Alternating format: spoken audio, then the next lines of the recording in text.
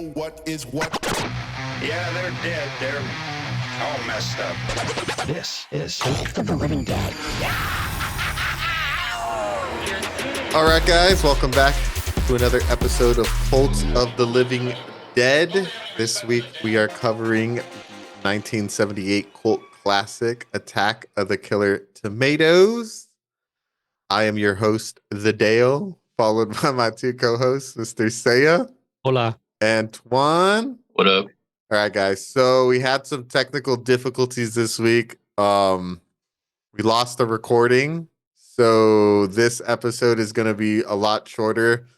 So we'll just give you guys our review of what we thought of the movie. You're not missing much. This movie wasn't very good, but we'll give you our reviews, tell you what we're going to be covering the following week. We apologize. Not going to have a new episode this week, but shit happens sometimes. So it was an interesting conversation. If you're able to catch us live on the Twitch, then you saw what we thought about the movie. If you want to catch us, for sure, follow us on Twitch. Twan, what's our handle? It's the same. Cult of the Living Dead. Cult of the Living Dead on Twitch if you want to catch the live stream. All right, so let's do our reviews. I will start it off. So I gave Attack of the Killer Tomatoes a D. It wasn't a good movie, but it did have moments that I enjoyed. It was I was expecting it to be like a horror monster movie, and it ended up being like a political commentary comedy movie, more in the likes of like an Airplane type slapstick comedy.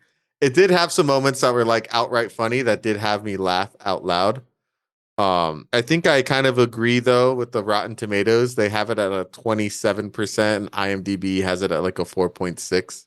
So they're not good movies. They are dated. Some of the jokes are not jokes you would make in today's day and age, but it does have moments that are pretty funny that stuck out to me that I thought were pretty enjoyable. It just feels like a movie that was roughly put together and didn't have the editing love and attention. Like the audio in this movie is really bad. It definitely reeks of somebody's first film who hasn't really learned how to be a filmmaker yet. But apparently Return of Killer Tomatoes, the sequel, is the better version and has what a lot of the merch is based off of. So maybe we'll cover that one in the past and throw it on the list and see maybe if that's how we had with Winnie the Pooh, where the second outing is better than the first.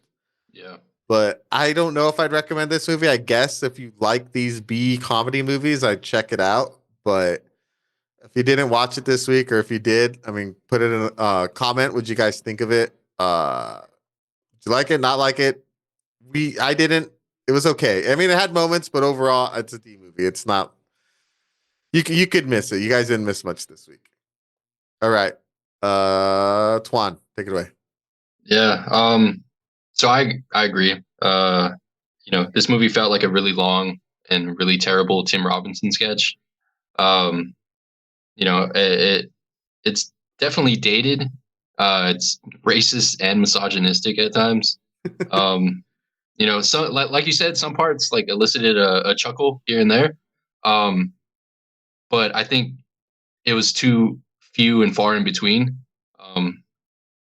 It's definitely absurdist humor.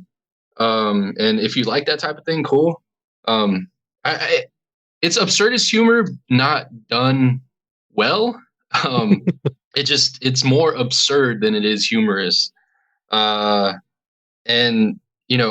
this might be a little surprising, but I think the acting wasn't that bad, considering the type of movie it was.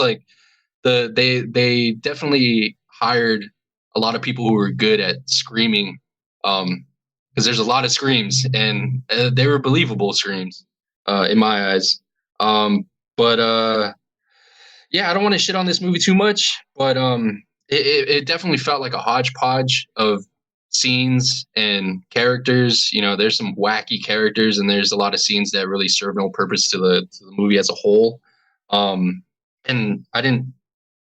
This is one thing that I wrote, that they didn't really have any lookers as far as cast. Everyone in the movie was pretty ugly. You know what I mean? I don't know. That's, That's that was funny. weird.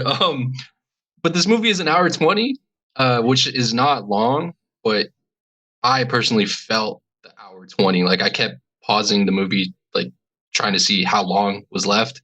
So yeah, with all that said, this movie was better than Repo Man, and Repo Man was my worst grade so far. So I gave this movie a F plus slash D minus, like the highest F that you can get, or the lowest D that you can get. I wouldn't recommend this to anyone unless you really like this specific type of movie, and it is a very specific type of movie. So yeah, F plus D minus. All right, Saya, finish us off. It's hard to add any more to what you guys said. I agree with both of your points. I think I wanted to like it a little bit more, but I really wasn't able to because I feel like I've been spoiled by a lot of the movies that we've seen, and we've seen some really great fucking movies, and we've seen some pretty bad movies, and I just as much as this movie made me laugh, it definitely feels dated. Like you can tell a lot of the humor, just a lot of it. I gave this movie a D. Would I recommend? I think I'd probably. I think Dale, you said it before in the missing footage. But you would put it on as like The a lost tapes. the Lost tapes. yeah, the lost tapes. You'd put it on it at like a party in the background and not pay attention to it. That's definitely It's a what good stoned movie, I feel like. yeah, that's what I would do for this movie. Like if you have it on, you're not paying attention to it, or like you're inebriated in some type of way, so it makes it a little bit more enjoyable. Because I like physically cringed at some points in time during this movie. For as funny as it was, it didn't. I feel like the cringiness of it and the like roughly put togetherness of the movie just didn't hit for me. So I do give this movie a D, with a really tentative recommend.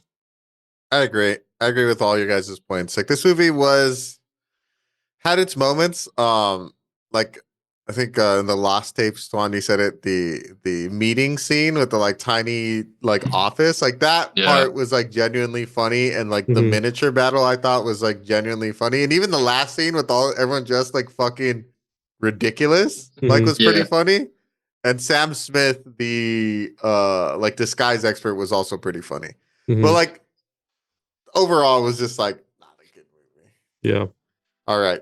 So part of the Lost Tapes, we made the spin, and no, it wasn't rigged because it didn't get Pulse or Roar.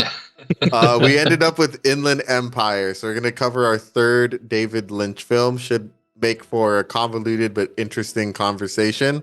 These David Lynch movies are usually pretty crazy, and at the end of it, I'm probably not going to truly understand what happened, but they're usually pretty good, and at least they make you think. So that should be fun.